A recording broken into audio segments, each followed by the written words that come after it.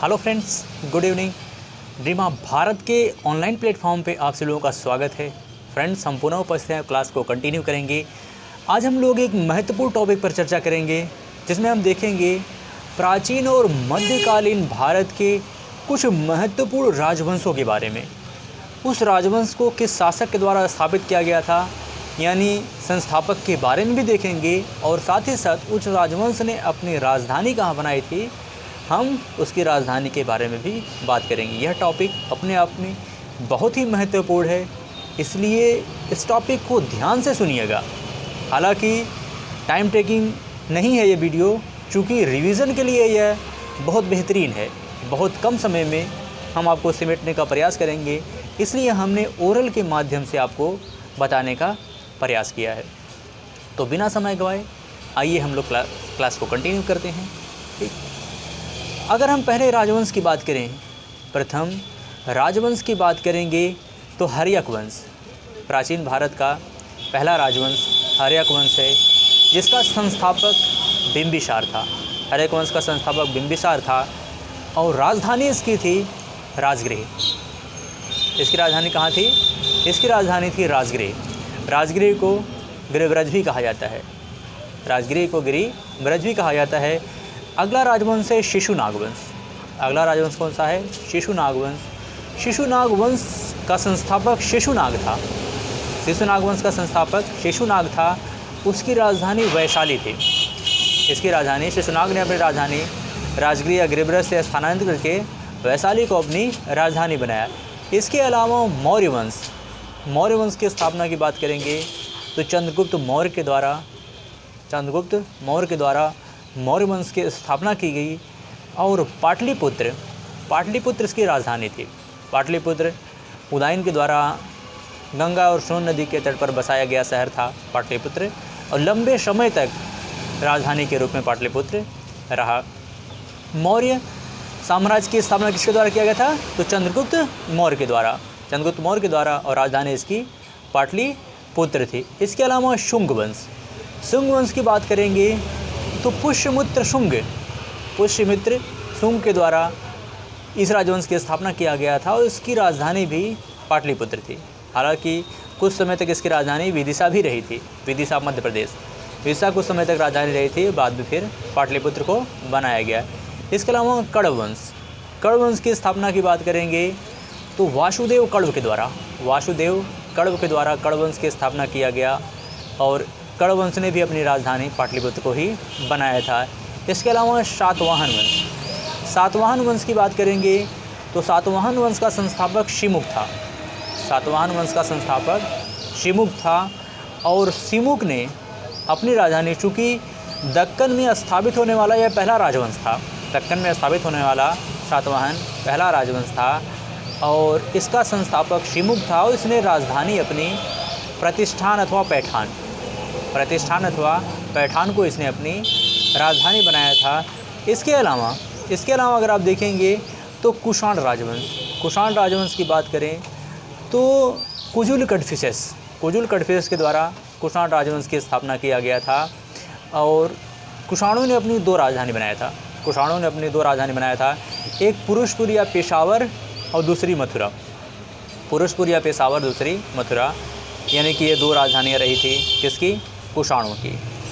आप मौर्योत्तर काल में जब मौर्य राजवंश के पतन के बाद देखेंगे, मौर्योत्तर काल प्रारंभ होता है, उसमें दो राजवंशों ने एक साथ शासन किया, जिसे हम देसी और विदेशी राजवंश के नाम से जानते हैं। जिसमें आप देखेंगे तो मौर्य वंश के अंतिम शासक बृहद्रथ की हत्या उसके अमात्य पुष्यमित्र शुंग के द्वारा किया गया। पुष्यमित्र शुंग ने शुंग वंश की स्थापना किया। शुंग वंश का अंतिम शासक जो था वह देवभूति था। देवभूति की हत्या वासुदेव कण्व के द्वारा किया गया। उसने कण्व वंश की स्थापना की, और कण्व वंश का अंतिम शासक जो था वह सुशर्मन था। सुशर्मन की हत्या शिमुक के द्वारा किया गया। उसने सातवाहन वंश की स्थापना की। इसको आप ध्यान दीजिएगा। इसके बाद है गुप्त राजवंश प्रारंभ होता है, और गुप्त राजवंश का संस्थापक जो था वो श्रीगुप्त था। गुप्त कुषाणों के ही सामंत थे। कुषाणों के पतन के बाद गुप्त राजवंश की स्थापना हुई, और श्रीगुप्त के द्वारा स्थापित किया गया था। और गुप्तों की भी राजधानी पाटलिपुत्र ही रही थी। गुप्तों की भी राजधानी कहाँ रही थी? तो गुप्तों की भी राजधानी पाटलिपुत्र रही थी। हूण, अगला राजवंश कौन था? हूण राजवंश। चूँकि आप देखेंगे गुप्तों के पतन में कहीं न कहीं सबसे बड़ा अगर रोल किसी का था तो वह हूणों का था, और इसका संस्थापक था तोरमाड़। हूण वंश का संस्थापक कौन था? तो हूण वंश का संस्थापक तोरमाड़ था। इसकी राजधानी सियालकोट थी। इसकी राजधानी कहाँ थी? तो इसकी राजधानी सियालकोट थी। इसके बाद है वर्धन वंश। वर्धन वंश की बात करेंगे तो वर्धन वंश का संस्थापक जो था, वर्धन वंश का संस्थापक अगर हम बात करेंगे तो वह वर्धन वंश का संस्थापक पुष्यभूति था। हालांकि वर्धन वंश को पुष्यभूति वंश के नाम से भी जाना जाता है। वर्धन वंश को पुष्यभूति वंश के नाम से भी जाना जाता है। और थानेश्वर इसकी राजधानी थी। इसकी राजधानी कहाँ थी? इसकी राजधानी थानेश्वर थी। इसके अलावा अगला है सेन राजवंश। सेन राजवंश की बात करेंगे तो सामंत सेन के द्वारा सेन राजवंश की स्थापना किया गया था, और इन्होंने अपनी राजधानी, सेन राजवंशों ने अपनी राजधानी लखनऊती को बनाया था। लखनऊती, जिसे लक्ष्मण सेन के द्वारा बसाया गया था, लखनऊती या लक्ष्मणवती। तो सेन राजवंश की राजधानी कहाँ थी? लखनऊती थी। परमार राजवंश की बात करेंगे तो उपेंद्र राज परमार राजवंश का संस्थापक था, और इसकी राजधानी जो रही थी वह धारा नगरी थी। हालांकि इनकी 2 राजधानियाँ थीं, लेकिन महत्वपूर्ण जो राजधानी रही वह धारा नगरी, जिसको अगर आप देखेंगे तो परमार शासक भोजमहान ने उन्होंने जो है धारा नगरी को अपनी राजधानी बनाया था। लगभग उन्होंने 50 वर्षों तक शासन किया था। इसके बाद है अगला परमार राजवंश के बाद चंदेल राजवंश की बात करेंगे तो नुन्नुक चंदेल वंश का संस्थापक कौन था? तो नुन्नुक चंदेल था। चंदेलों की 2 राजधानियाँ थी, एक खजुराहो और दूसरी महोबा। एक खजुराहो थी चंदेल राजवंश की राजधानी, और दूसरी थी महोबा। खजुराहो और महोबा, तो इसको याद रखिएगा। अगला है गढ़वाल राजवंश। अगला राजवंश कौन सा था? गढ़वाल राजवंश। अगर उसकी स्थापना की बात करेंगे गढ़वाल राजवंश, तो चंद्रदेव के द्वारा गढ़वाल राजवंश की स्थापना किया गया था, और इसकी राजधानी कन्नौज थी। कन्नौज इसकी राजधानी थी। अगला है गुर्जर प्रतिहार वंश की बात करेंगे तो नागभट्ट प्रथम इस राजवंश का संस्थापक था। गुर्जर प्रतिहार राजवंश का नागभट्ट प्रथम, और इसने अपनी राजधानी कन्नौज को ही बनाई थी। कन्नौज की, हालांकि बाद में प्रतिहारों ने भी धारा नगरी को राजधानी बनाया था, लेकिन प्रारंभिक राजधानी जो रही थी उसकी कन्नौज ही थी। चूँकि कन्नौज पर ही अधिकार करने के लिए आप देखेंगे आगे चल करके तो प्रतिहार, पाल और राष्ट्रकूटों में लगभग 3 राजवंशों में 200 वर्षों तक संघर्ष चला, जिसे हम त्रिकोणात्मक या त्रिपक्षीय संघर्ष के नाम से जानते हैं। इसके अलावा पल्लव वंश की बात करेंगे तो पल्लव वंश का संस्थापक सिंहवर्मन चतुर्थ था। पल्लव वंश का संस्थापक कौन था?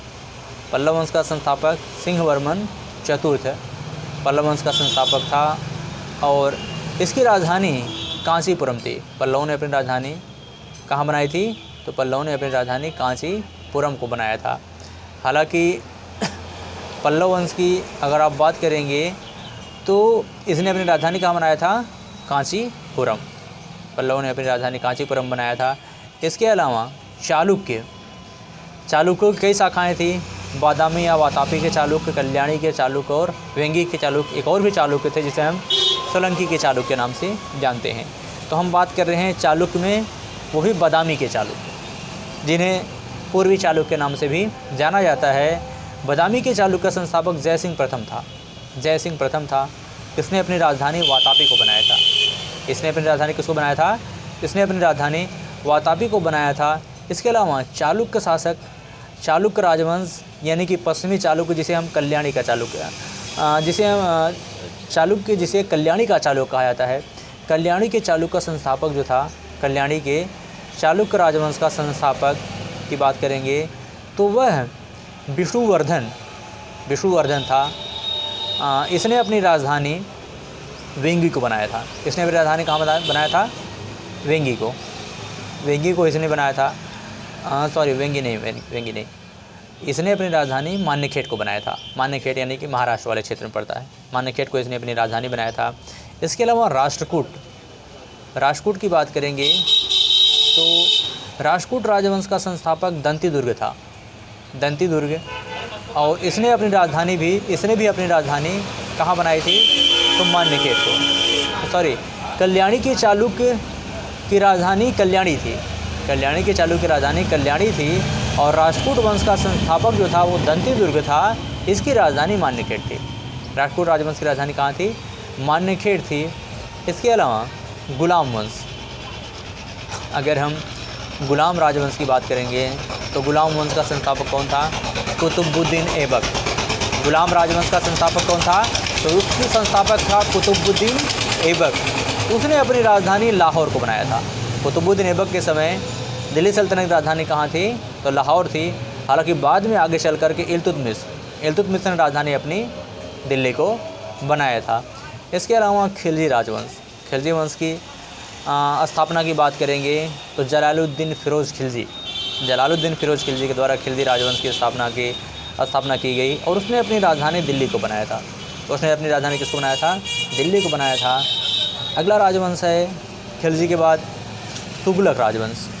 तुगलक राजवंश की बात करेंगे तो तुगलक राजवंश यह गयासुद्दीन तुगलक के द्वारा तुगलक वंश की स्थापना किया गया। दिल्ली इसकी राजधानी रही। इसके बाद है सैयद राजवंश, जिसकी स्थापना खिजर खां के द्वारा किया गया था। इसकी भी राजधानी दिल्ली ही रही। इसके बाद है अगला लोधी राजवंश। लोधी राजवंश की बात करेंगे तो लोधी राजवंश का संस्थापक बहलोल लोधी था। लोधी राजवंश का संस्थापक कौन था, बहलोल लोधी था। उसने भी अपनी राजधानी किसको बनाया था, तो उसने भी अपनी राजधानी दिल्ली को ही बनाया था। हालांकि बाद में आगे चल करके सिकंदर लोधी ने आगरा जब शहर की स्थापना की 1504 ईस्वी में, तो उसने अपनी राजधानी दिल्ली से आगरा स्थानांतरित कर लिया था। इसके बाद है अगला चोल वंश। चोल राजवंश की बात करेंगे तो विजयालय के द्वारा चोल राजवंश की स्थापना किया गया था, और इसने तंजौर को अपनी राजधानी बनाया था। विजयालय ने तंजौर को अपनी राजधानी बनाया था। इसके अलावा है पांड्य वंश। पांड्य राजवंश की बात करेंगे, निड्यून।